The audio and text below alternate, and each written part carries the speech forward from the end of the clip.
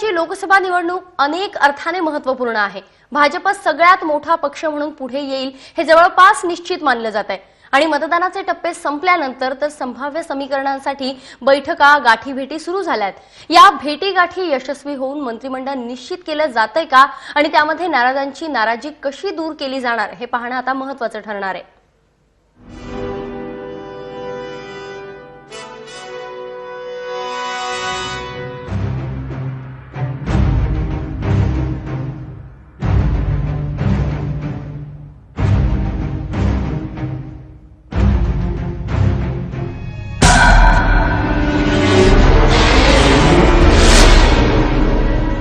भाजपचे सगळे घटक पक्ष आणि राष्ट्रीय स्वयंसेवक संघ या सगळ्यांनी यावेळी कंबर कसली आणि त्याचं फलित म्हणजे यावेळी भाजप सगळ्यात मोठा पक्ष म्हणून समोर येईल असा अंदाज वर्तवला जातोय।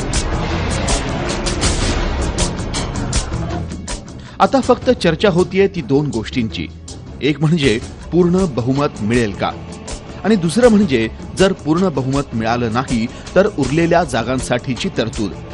या सगळ्यांवर भाजपनं आधीच बांधणी करायला सुरुवात केली आहे, पण त्याचबरोबर सरकार स्थापन झाल्यास संभाव्य मंत्रिमंडळात कोण असेल याबाबतही भाजपमध्ये खल सुरू झालाय।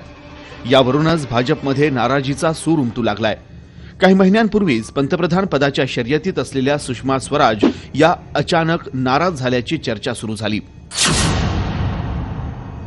गांधीनगरमध्ये झालेल्या महत्त्वाच्या बैठकीला सुषमा यांना बोलावलं गेलं नाही किंवा संभाव्य मंत्रिमंडळात त्यांना कमी महत्त्वाचं पद दिलं जाणार यावरून नाराज होऊन त्यांनी भोपाळचा रस्ता धरल्याची चर्चा आहे। त्यानंतर राजनाथ गडकरी यांनी स्वराज यांची भेट घेतली। नंतर सुषमा स्वराज यांनीही नाराजीची चर्चा फेटाळली, पण आपल्यापेक्षा कनिष्ठ असलेल्या मोदींच्या हाताखाली काम करण्यास अडवाणी तयार नसल्याचीही चर्चा आहे। त्यामुळे अडवाणींना कोणतं पद द्यायचं यावरही भाजपमध्ये खल सुरू आहे। तो एग्जिट पोल के नतीजों के आधार पर हम कोई कैबिनेट बनाने वाले नहीं हैं।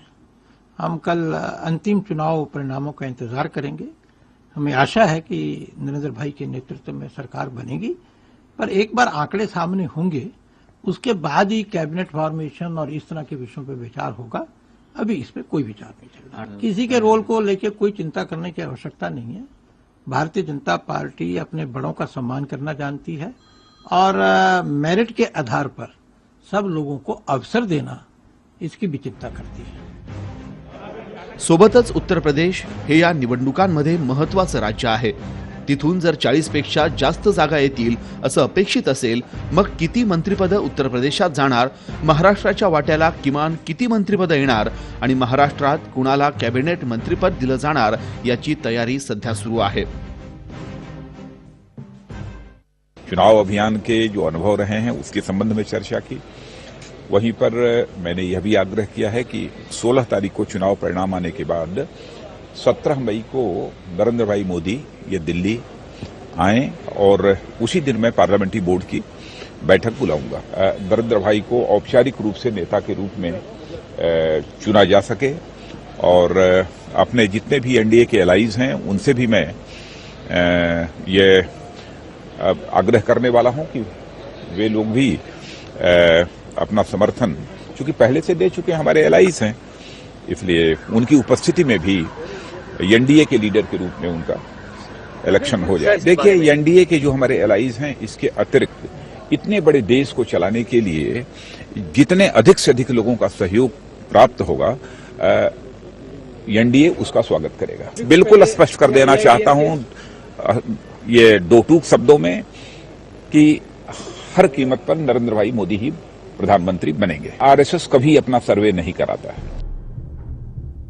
दरम्यानची बांधाबांध करण्याचे प्रयत्न भाजप करतंय, तशी मोठ बांधण्यासाठी यूपीए प्रयत्न करताना दिसत नाही। पण एक्झिट पोल आम्हाला मान्य नाहीत। 2004 आणि 2009 साली एक्झिट पोल चुकले होते, त्यामुळे आम्ही त्यावर बोलणार नाही अशी उत्तरं काँग्रेसकडून मिळत होती। तर आर पाटील हे एक्झिट पोल मॅनेज असल्याचं म्हणाले। महाराष्ट्र में तो कोई नुकसान होने वाला नहीं, देश में भी कोई नुकसान नहीं होगा। एग्जिट पोल मैनेज्ड है। जब चुनाव नतीजे घोषित हो जाएंगे उसी दिन पूरे देश को पता चल जाएगा। कोई लहर नहीं है, एंटी मोदी लहर है देश में। भारतीय जनता पार्टी और एनडीए को स्पष्ट बहुमत मिल रहा है, इस तरह के संकेत दिए जा रहे हैं। हमें आज भी विश्वास है कि बीजेपी एक नंबर की पार्टी तो बनेगी, एनडीए सबसे बड़ा एक गठबंधन तो होगा, लेकिन आज भी हमें विश्वास है कि देश में त्रिशंकु लोकसभा है, फ्रैक्चर मैंडेट है। आने वाले दिनों में और भी दल तय करेंगे क्या होना है। ठीक है, एग्जिट पोल लोग दिखा रहे हैं, लेकिन परिस्थितियां उतनी महाराष्ट्र में जिस तरह से दिखाया है कि एनसीपी की सीट 2 घट रही है, कांग्रेस की सीटें घट रही है, हमें लगता है कि महाराष्ट्र में परिस्थिति वैसी नहीं, नतीजे आने के बाद लोगों के सामने चित्र आएगा। दरम्यान देशाला स्थिर सरकार हवं असल्याचं सूचक वक्तव्य प्रफुल्ल पटेल यांनी केलं। देश में किसी की भी सरकार जब बनती है तो एक अच्छी स्थिर सरकार बनने से देश का विकास होता है, देश के अच्छे के लिए वो बहुत जरूरी है। चाहे वो किसी की भी बनना चाहेंगे। अब वो तो जैसे आंकड़े निकलेंगे 16 तारीख को देश के जो लोगों का विचार होगा, जो उन्होंने राय दी होगी, जो पार्टी जीतेगी या जो गठबंधन जीतेगा उसका सम्मान करना ये तो हमारा कर्तव्य है। या सगळ्यात नरेंद्र मोदी पंतप्रधानपदी विराजमान होण्यासाठी कॅबिनेटमध्ये भाजपच्या दुसऱ्या फळीतल्या नेत्यांना योग्य स्थान देणं तसंच एनडीएच्या घटक पक्षांना न दुखवता त्यांची मोट बांधणं हे आव्हान भाजप कसं पेलतं ते पाहावं लागेल। ब्युरो रिपोर्ट, जय महाराष्ट्र। दरम्यान भाजप आणि संघाच्या बैठकांचं सत्र सुरू असताना संघाचे अत्यंत जवळचे आणि संघ मुख्यालयाजवळ राहणारे नितीन गडकरी हे या चर्चेतला महत्त्वाचा दुवा आहेत। त्याचबरोबर सत्ता आल्यास मोदींच्या ड्रीम कॅबिनेटमधल्या काही महत्त्वाची नावंही निश्चित झाली आहेत। तर मोदींचे